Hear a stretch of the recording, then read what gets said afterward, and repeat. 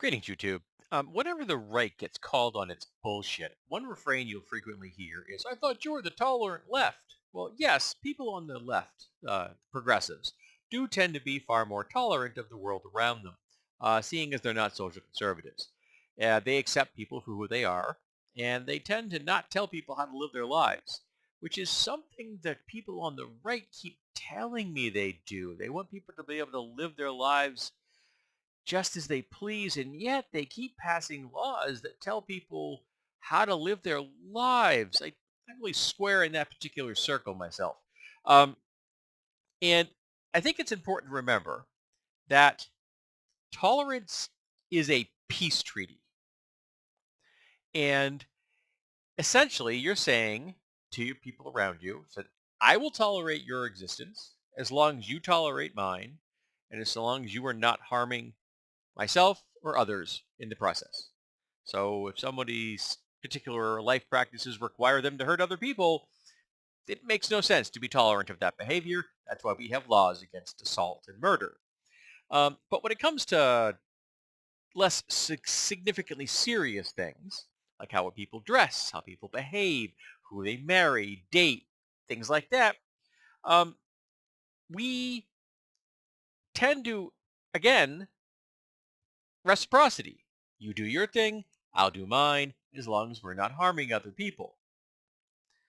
So when someone violates that peace treaty, when they step over the line and they start getting themselves into another person's life and telling them, well, I don't want you marrying that person because that person's black and you're white, you've just broken the peace treaty. And so from that point forward, you should not expect to be treated in a peaceable way. And you should not be shocked if people give you pushback, sometimes really hard pushback, because you have just revealed yourself to be a bigot. Okay, so remember, it's a peace treaty. You do your thing, I do my thing. Everybody's going to get along. But as soon as you violate that, then there's a problem. But one of the issues with this is that the right has a really wonderful way of deciding that other people's actions have a negative impact on them, when in actuality, they do not. A trans person existing has no impact on your life. None whatsoever. And if your position is, well, how do I explain this to a child? How did you explain heterosexual couples, cisgender couples? How do you explain that? You did it. It may have been done in the context of the people around them, but you still have explained it to them. You do the same thing with the trans people, with the people that aren't on the same either gender or sexuality spectrum that you're on. It's not that complex. This person is a lady, but I thought that they used to be a guy. Well, this person's a lady now. And your average kid is going to go, oh, and go on with their lives.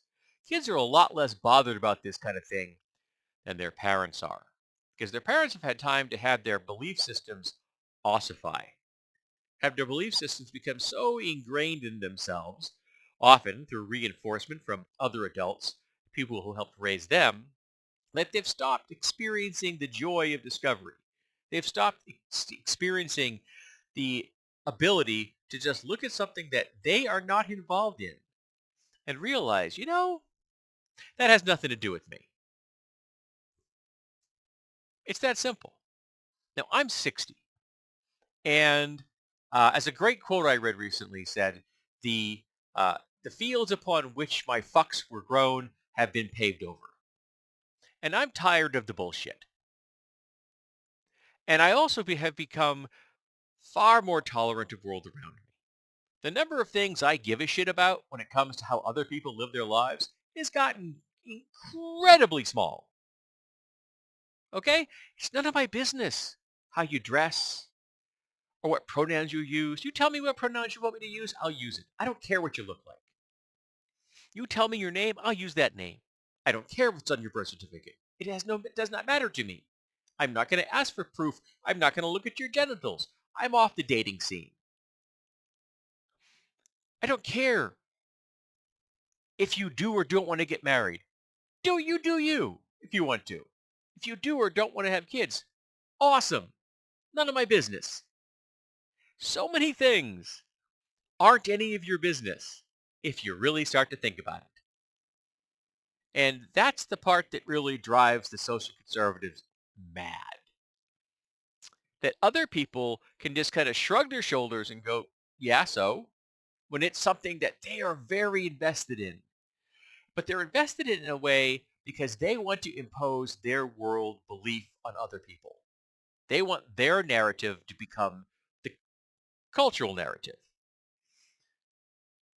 They've broken the peace treaty. We are under no obligation to treat them tolerantly. We can look them straight in the eye and say, you are a goddamn bigot, because they are. You cannot be social conservative in America or the world at large and not be a bigot. Because social conservatism is about telling other people how to live their lives in a way that that person doesn't want to live them. If a social conservative is not going to tell another social conservative how to live their life because they're living very similar lives, though I can guarantee you they will argue about those little finer points. It's like them. Whereas the social progressives are like, okay, again, you do you. You leave the rest of us alone. If you want to live a socially conservative life, absolutely have at it. But don't you dare try to tell somebody else they should live a socially conservative life. We don't need your preaching. We don't need your proselytizing. Keep that shit to yourself. I don't think it's that complex. I really don't. You do you, I do me, and everybody's fine. But as soon as you start crossing that line, as soon as you start telling other people how they should live their lives, you've broken that peace treaty. So don't be surprised when we all look you in the eye and say, hey, you know something? You're a goddamn bigot.